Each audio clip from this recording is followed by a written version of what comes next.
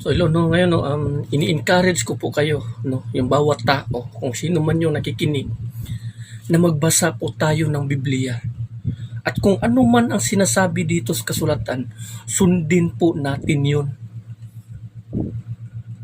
Huwag tayong maging bulag, no, sa mga pangyayari dito sa mundong ito. Kasi maraming mga tao sa mundong ito na hindi alam na ang kanilang ginagawa pala ay labag sa kautusan o kalooban ng Panginoon. Na pagdating ng araw, sorpresang dumating ang kamatayan, Judgment Day, ang haharapin ng isang tao. At hindi niya mapapansin or hindi niya akalain na kaparusahan ang binabag sa kanya. Gaya na lamang nito, dito sa kasulatan, patungkol sa marriage, no? Dito sa kasulatan, mas tinitreasure ng bawat tao yung annulment or yung mga divorce. Sa simula, sa Genesis, sa panahon ni Eva at Adan, ginawa ng Diyos ang tao, babae at lalaki lamang. Sinabi doon na iiwan ng lalaki ang kanyang ama't ina at sasama sa kanyang asawa at sila ay magiging isa. So sa simula pa lamang, ang tao, pinag-isa na ng Panginoon sa mga ganyang sistema pag ang isang tao or ang dalawang mag-partner ay mag-asawa. Pagdating dito sa Exodus, sa utos ni Moises, sa sulat ni Moises, doon mo mababasa yung patungkol sa divorce. At marami din yun doon sa Old Testament na kung hihiwalayan ng isang asawa, ang kanyang asawa, kailangan gagawa siya ng kasulatan patunay na sila ay naghiwalay. Mababasa mo yan doon sa sulat ni Moises. Pagdating dito sa sulat ni Malakayas, ang sinabi ng ating Panginoon, hindi gusto ng Diyos na hihiwalayan ng kanyang o hiwalayan ng asawa ang kanyang asawa. Ito ay masama sa paningin ng Panginoon. Sa Old Testament pa ito nabilong. Kasi nga alam ng Diyos na sa simula pa lamang hindi na talaga ito. Sa pagdating ni Kristo, binago.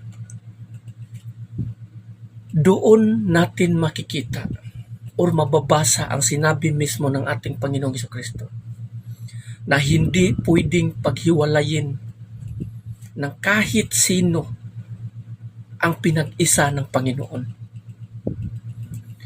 Walang divorce, walang annulment.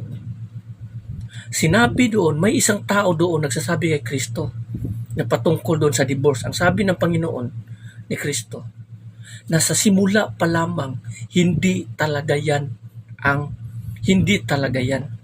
yung divorce na yan. Bawal talaga yan sa simula pa lamang. Ginawa daw yun or sinulat daw yun or binigay yung kautusan na yun dahil nga raw sa katigasan ng ulo ng mga tao noon, ng mga Israelita. Pero sa simula pa lamang, hindi na yun tama. Hindi na yun. Kasi kung babasahin mo doon sa simula, sa Genesis, before Moses kasi ang Genesis the beginning. Doon mo palang mababasa na pinag-isa. At doon sinasabi dito sa New Testament, ang sinabi ni Kristo na di pwedeng ipaghiwalayin ng kahit sino ang pinag-isa ng Diyos. Kung maghiwalay sila, kailangan na ang bawat isa sa kanila ay hindi mag-aasawa kung silang dalawa buhay pa. Kung ang isa sa kanila ngayon, kung ang babae nag-asawa, habang buhay pa yung kanyang asawa, yung lalaki, tapos yung babae nag-asawa uli, yung babae na yun nagkakasala ng pangangalunya, pati yung kanyang kinakasamang lalaki nagkasala ng pangangalunya or adultery. Yan ang sinasabi doon. Kaya nga, kung maghiwalay ang dalawang tao na yon, yung mag-asawa, kailangan mananatili sila sa sitwasyon nilang single. Kung kung gusto man talaga nila, kailangan magbalikan sila. Kasi sa paningin ng Panginoon, according dito sa sinabi na pinag-isa silang dalawa, sa paningin ng Panginoon, yung dalawa na yan, yung mag-asawa na yan, ay iisa. Kung mag-aasawa uli ang isa sa kanila, yung lalaki o kaya babae, yung nagiging kasama nila o inaasawa nila nagkakasala din ng pangangalunya. Yan ang kasalanan ng adultery.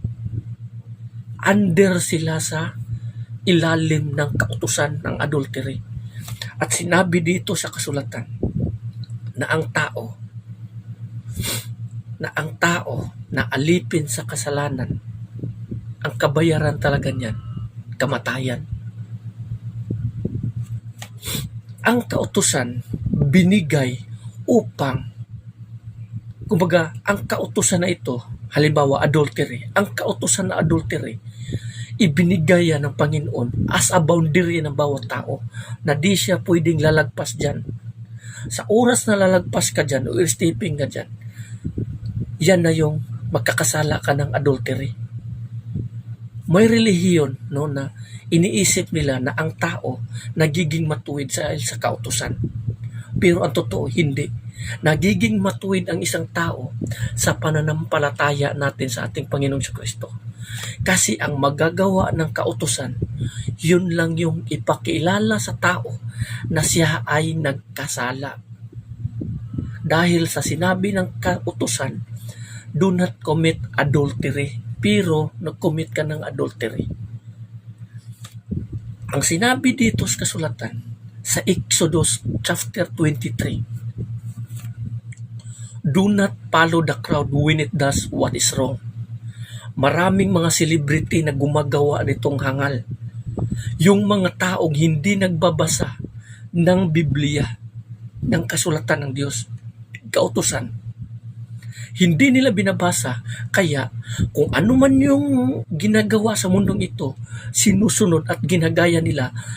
Tandaan nyo, pagdating ng araw, ang bawat tao na gumagawa nito, babagsak talaga sa impyerno. Kasi ang sinabi doon sa kasulatan, ang tao na walang kaalaman ay babagsak sa kaparusahan. Lack of knowledge. A people that lack of knowledge will come to ruin or malaglag siya.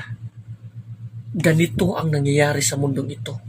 Example lamang itong adultery. Maraming gumagawa nito ngayon. Kabaklaan. O tingala okay lang, ganito, ganyan. Tapos ang nakasulat sa Biblia, walang bisexual, men sex with men, women sex with men, women to women, men bisexual shall inherit the kingdom of God. No one sa kanila niyan. Ganun din. Kasi ginagaya nila, na tingin nila, hindi agad sila pinaparusahan. Kasi nga, binibigyan pa sila ng pagkakataon ng Panginoon to repent. Pagdating ng araw, maniwala kayo sa akin, surpresang darating ang kamatayan. Doon nyo makikita na lahat ng ginagawa ng mga taong ito, kasalanan sa paningin ng Diyos. Kaya nga may light of scripture, Biblia. Ito yung basahin natin kasi nandito yung kalooban ng Diyos. Ang sinabi ng ating Panginoon, ang tao, hindi lahat na tumatawag ng Panginoon, makakapasok sa kaharian ng langit, kundi sila lamang na sumusunod sa kalooban ng Diyos. Ano yung kalooban ng Diyos? Yun yung nakasulat sa Biblia na dapat nating sundin. Hindi yung binabasa lamang natin, pero hindi natin ginagawa. Para tayong taong nananalamin. Pagtalikod natin, nakalimutan na natin ang ating mukha. Ganon tayo maikumpara. So it's better talaga na magbasa po tayo ng Biblia. Nang malaman natin, nang maliwanagan tayo, nang malaman natin kung ano ang kalooban ng Diyos. No, so hanggang dito na lang. No, maraming salamat and God bless everyone.